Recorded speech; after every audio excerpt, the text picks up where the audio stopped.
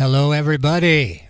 Welcome. It's KRFF 95.9 LPFM Moorhead, Fargo, number 701-478-4959. I hope everybody had a beautiful Christmas and you're ready to learn something today. I just want to remind everybody that there is a benefit show, Radio Free Fridays, get kicking back off here January 3rd. Band's Prediction of the Witch, Dad Band, Shadow Lab. That's January 3rd at Drunken Wrath Brewing Company, right on 1st Avenue North in beautiful downtown Fargo. Again, this hour is called Canna-Talk ND with Wilson. That's me. We've got a guest here who's going to fill our heads with the education of the nursing world. And we cover all the legal and medical aspects of cannabis in our state and then in other places. First, we're going to get the music kicking off here, and I want to just say that normal shows I would play two songs for the kid who's teaching the kids in South Dakota to be better people, but she's in the studio today. She's picking them all out, and so here's her first pick, Chinese Children by Devendra Banhart. Here we go. Judas and Jesus all had dinner. Judah, don't say God. Your father said to me once.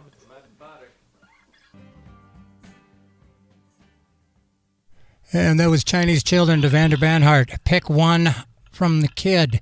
I don't condone any political stance of any songs that we're listening to, nor do I condone any illegal activity here on the thing. If it's a legal state, we'll talk about it. Well, otherwise, a legal or medical platform is what this is. I hope everybody had a Merry Christmas. And I read a meme. It was this is the period between Christmas and New Year's where you don't know where you are, who you are, what you're doing. So that gives everybody a pass is all I'm saying. Because I don't know where I'm at or what I'm doing, but I know where I'm going. And that is to indieforfreedomofcannabisact.org or on Facebook. Canna-Talk ND is a YouTube channel. Please subscribe to that. Once we get 1,000 subscribers, we can annoy people easier. And we just have more freedom, so that'll be fun. Anyway, what else here? You can go to Mellow Mood, Orange Records, 46 and 2, Tochi Products, Smokey's House of Pipes, and let's see here. I think I got them all. And if I remember, I'll let you know. But Indie for Freedom of Cannabis Act on Facebook. And Tochi, we usually meet from 5 to 6:30, but since it's the holidays, whatever, we'll resume on January 2nd. January 2nd, we'll be back. And so we're going to jump into this next song here called Pepper by Butthole Surfers. Here we go.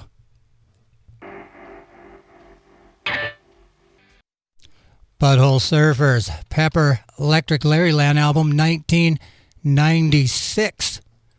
And 1996 is kind of the theme, but I'm lying. This is where I kind of make stuff up.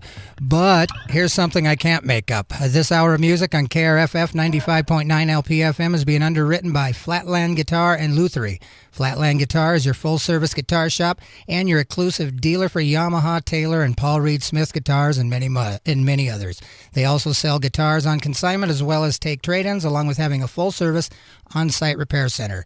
Check out Flatland Guitar and Luthery on Facebook or visit them at 1450 25th Street South in Fargo. Again, this is Canna-Talk ND with Wilson. That's me. We got another song we're going to jump through here, picked by my daughter who's decided to come in and hang out and play songs all show long, and we'll be back 4:20 to get this thing kicked off. Here's Sweet Honey, Slightly Stupid. Slightly Stupid, Sweet Honey, 2003. If you've never heard that song before, it's a nice song. All right, it's about showtime. Canna-Talk ND with Wilson. We're going to have the nurse here when we come on the other side of the break. Our number at the studio, 701-478-4959. Again, KRFF, 95.9 LPFM Fargo. Go ahead and call in once we get started. If you got a question for the nurse, again, we're going to play the intro, and we'll see you on the other side of it. It's showtime. And we are live, everybody. And this is Canna-Talk ND with Wilson. We have got Gale, the nurse's second time here, and so we're glad to have her. She's the legendary advocacy award in the nursing world. She's a pretty big deal here in North Dakota. At least 47,000 people believe so. And she's fresh on the heels of learning a bunch of stuff, like some current nursing-related stuff when it comes to cannabis. And being a holistic cannabis nurse, she's going to have a lot of stuff we can learn from. So everybody put on your learning thinking caps, and it's time to learn. Gale Pederson, how are you doing, ma'am? Well, hi there. Good, Wilson. Good. This is fun. All right, so tell me, what do you know? Anything? Well, I went to a conference, the first conference of the American Cannabis Nurses Association in New Orleans in December, early December, December 4th through 6th. And it was attended by 250 nurses, researchers, educators, top-of-the-line people. And it was really, from what I understand from other people who've gone to other cannabis conferences and things, this was the best that they have ever attended. So, well, good. So I'd like to go through just a few of the sessions that I went through and talk about some other things with the endocannabinoid system and things. Yeah, because I want you to explain what homeostasis means, kind of like in an easy layman terms. We don't have to do that now, but I know that's coming up, folks, because I want to know, and I know at least two of you do too. So, okay, so what do you want to cover first, long-term nursing? Well, I'll just go through some of the sessions. Do it. And go for the ones that I really want to highlight a little bit later. So sounds good. The first, our keynote speaker and closing speaker was a doctor of nursing from Manitoba, assistant professor of nursing up at the University of Manitoba. First of all, she was talking on the system up there, the medical system, how it works, how it doesn't work, and the legal system, or the adult use system and how it is or isn't working. So she was quite amazed at our grants and studies and the ability to do research in the United States. They are just so free up there. She's got a big grant to study a wide variety of things. So that kind of surprised her.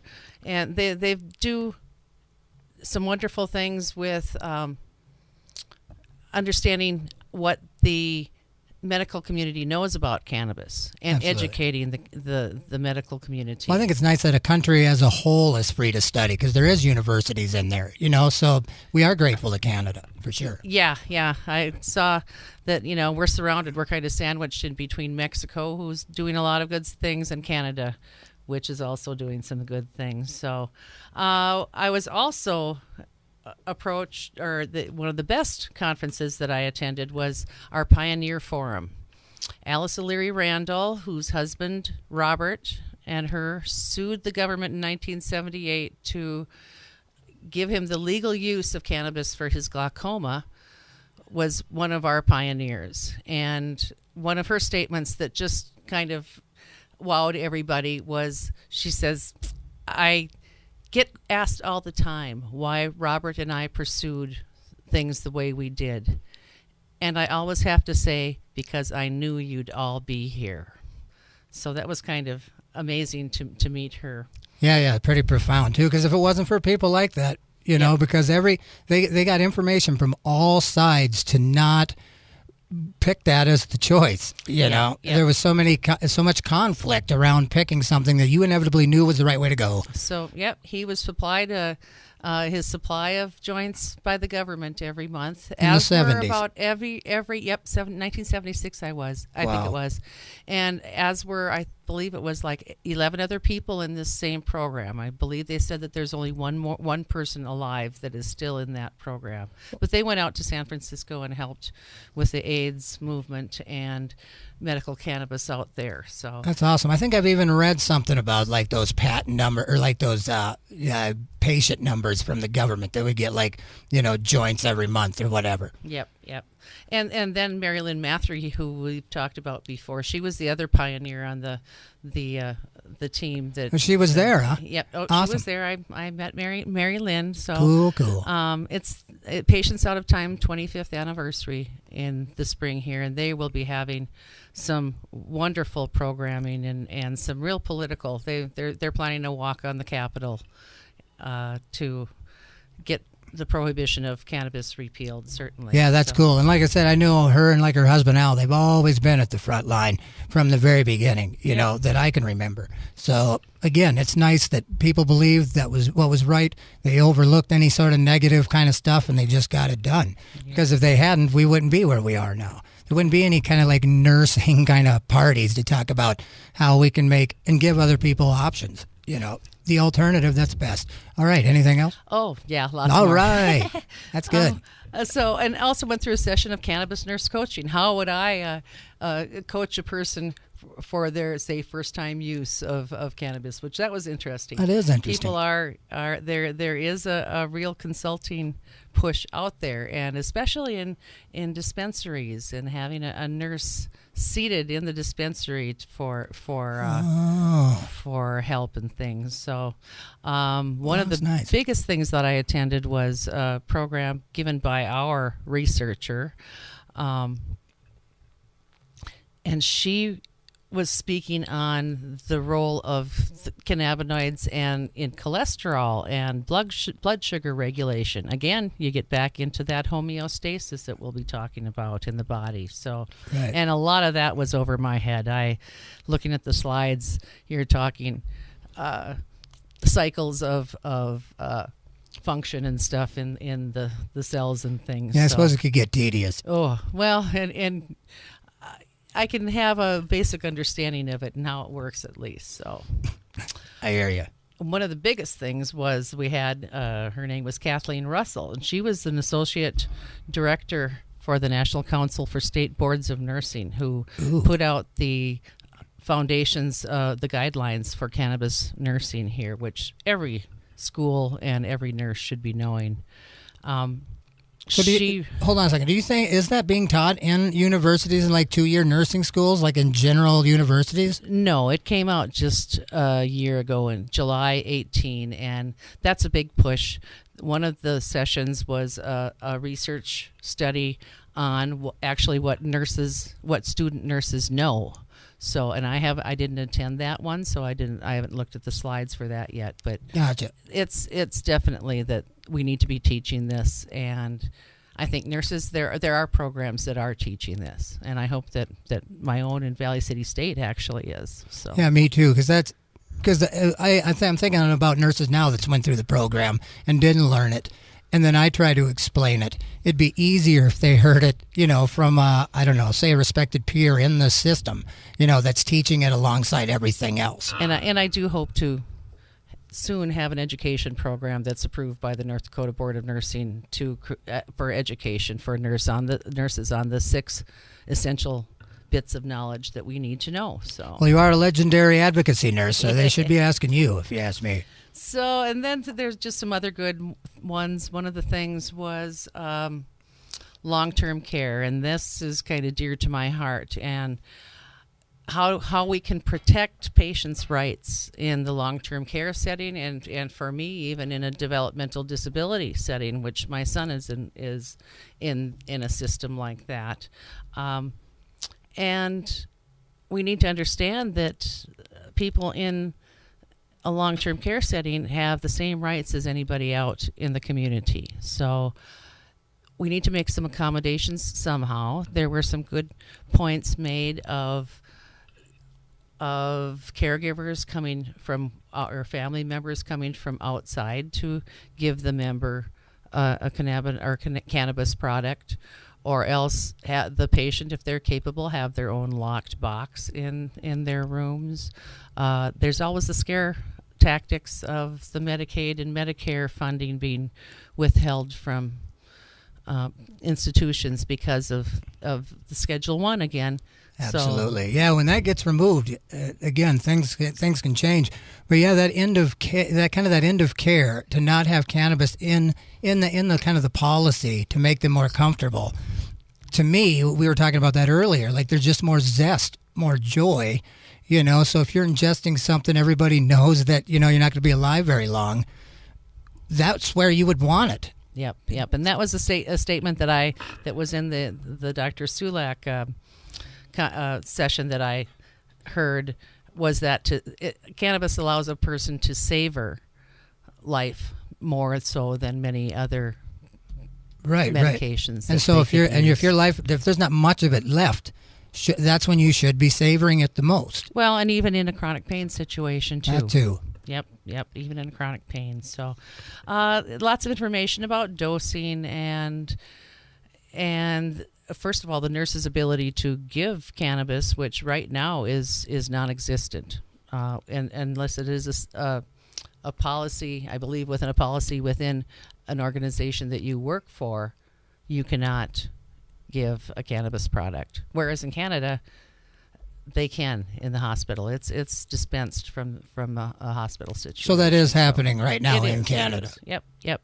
So they're ahead of us, of course. Well, that's awesome. And there is long-term kind of implementation using cannabis in Canada. Yep. And if there's not, it will be soon. See, I'm glad like I said, I always thought that Canada just had high gene prices in the mall. I never really, I don't know. I just always thought Canada wasn't as cool as we are. But man, in the last 10 years, yeah.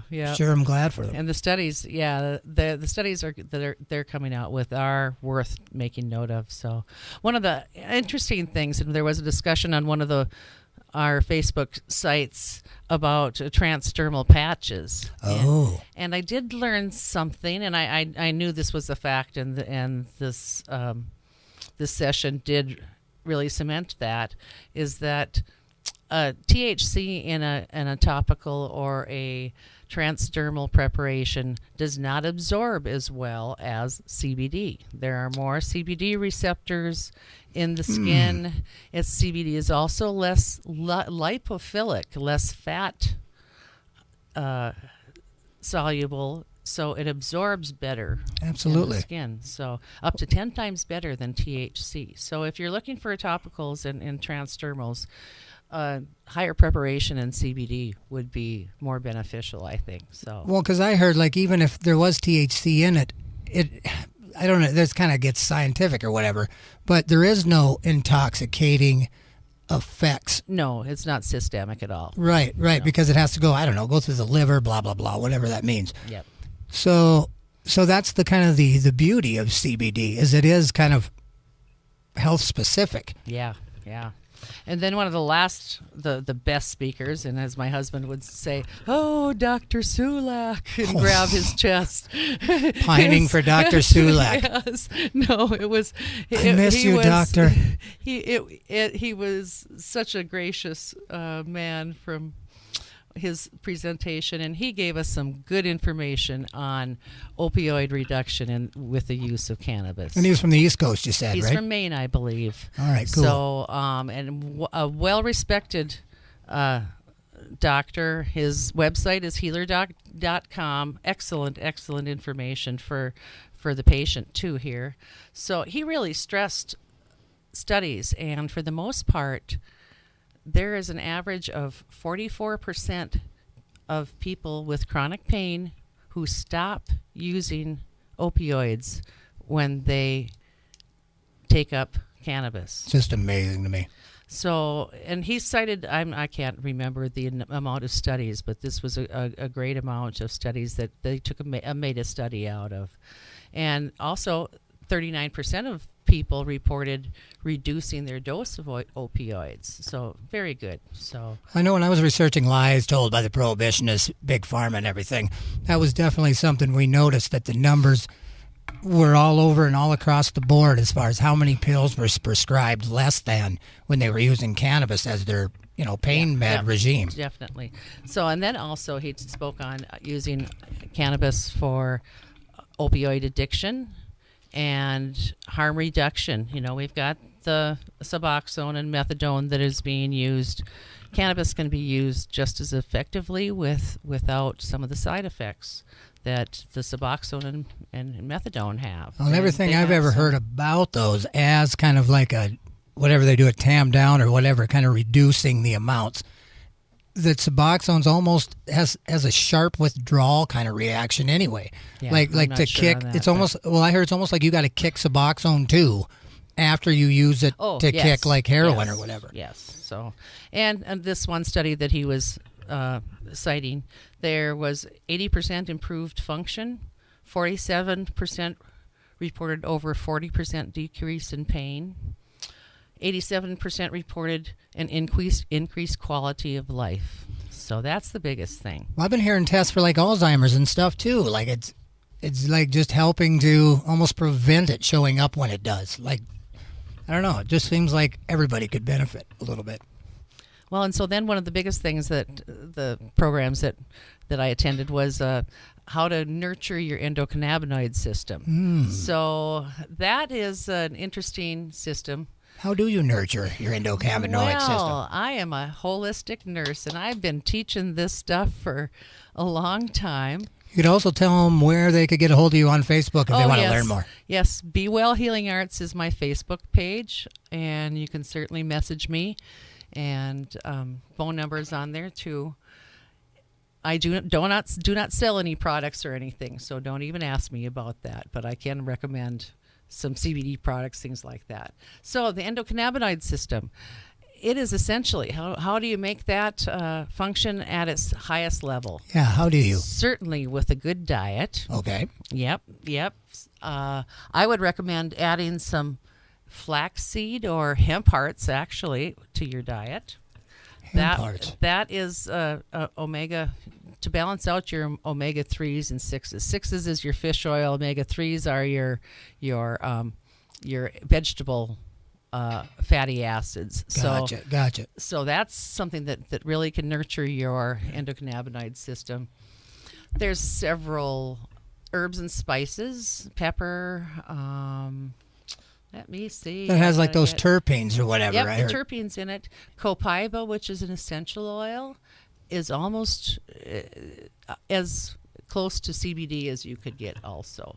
So what else? So if we were talking about CBD and like say showing up on a drug test, if you use the hemp stuff, right? That's the one that's least likely? Well, least likely, but you still need to watch that. So Got it. So use the isolate if you're doing that. So one of the biggest things when we were talking about the homeostasis. Homeostasis is the balance in the body. And your body makes these two, well, there's now 3 or more substances, anandamide and 2-AG. And so that balances your body. And if you have stress, you have illness, even chronic pain, that puts your endocannabinoid system off, which is where a cannabis product might come in to help nurture that. Certainly also things like meditation, yoga, Tai Chi, osteopathic treatment. I would assume that a chiropractic treatment would be too.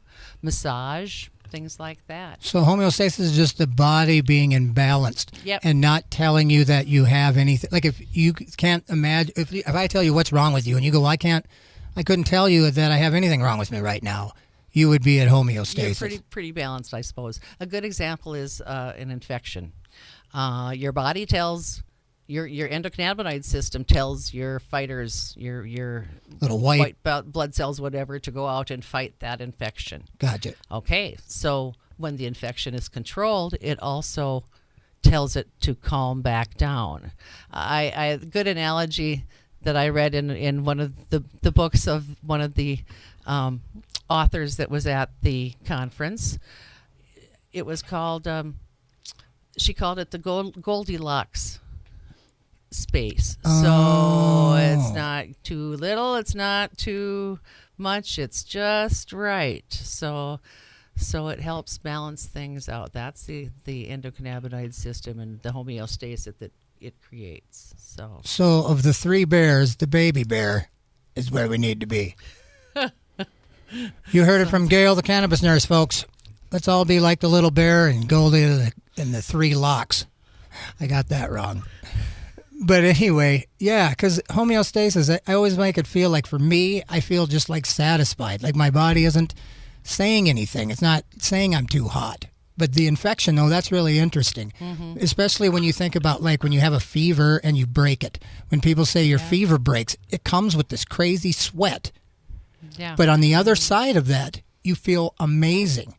And you know that you're over it, that you're moving on. Yeah. There's a significant thing, and it usually happens at night, because I'm guessing that's when they can do the most work, because you're at rest, and you're not asking them to do other things, you know. when you're active.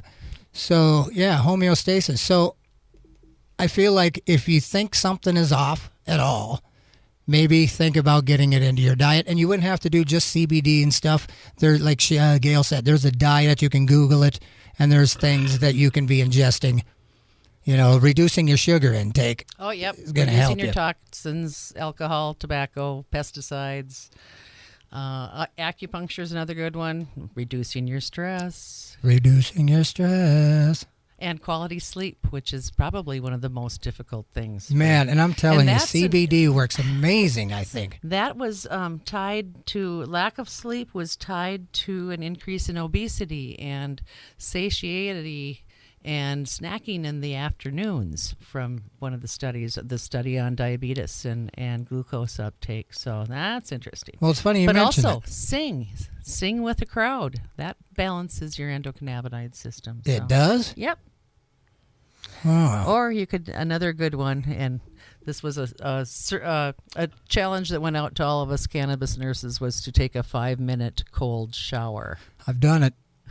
Well, because I try to get my endorphins and I try to get my dopamine receptors back to whatever they suffered a little. You're working on your ECS there. Yeah. So, and I noticed that definitely. And so, cold showers are supposed to spike your dopamine, and it does. You know, because if you're depressed and you don't think of anything, you're not thinking of anything. You jump in a cold shower, and man, whatever you were thinking about before kind of just loses. It loses its kind of like you stop seeing the importance of whatever the worry was. No, cold showers, it works. People are doing that. What is it, cryotherapy, where they're actually laying down in like bathtubs of ice. There's even like a school of thought that says walking barefoot no matter where you are in the world, even if it's cold. Well, the Norwegians had the right idea with their saunas. Oh, I thought you were going to say they didn't wear shoes.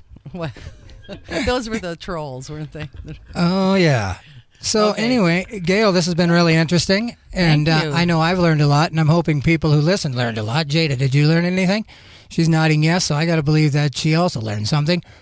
And we're at the end here. Is there anything you want to like plug or talk about?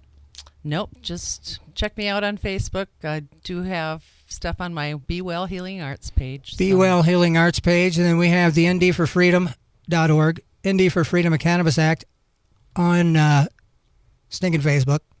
Canna-Talk ND on YouTube. We usually pop up the audio of this afterwards.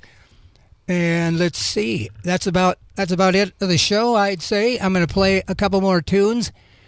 This is another one picked by my daughter and doesn't affect the opinions of me.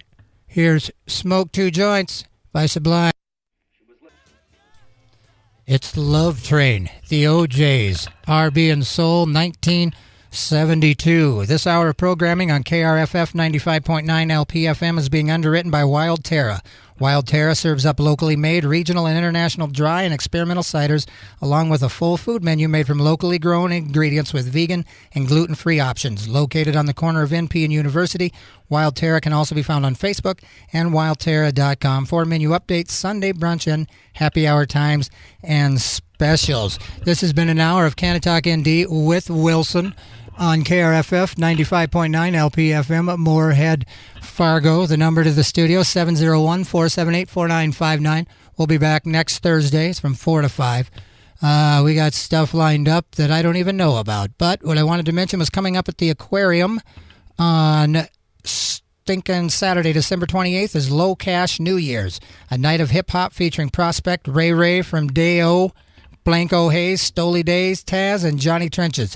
Doors at 9. That's once again, that's Saturday, December 28th, Low Cash New Year's.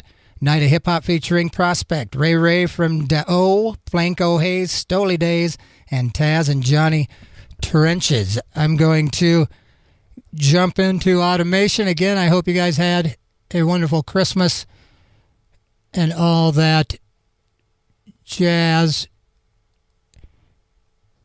Here we go.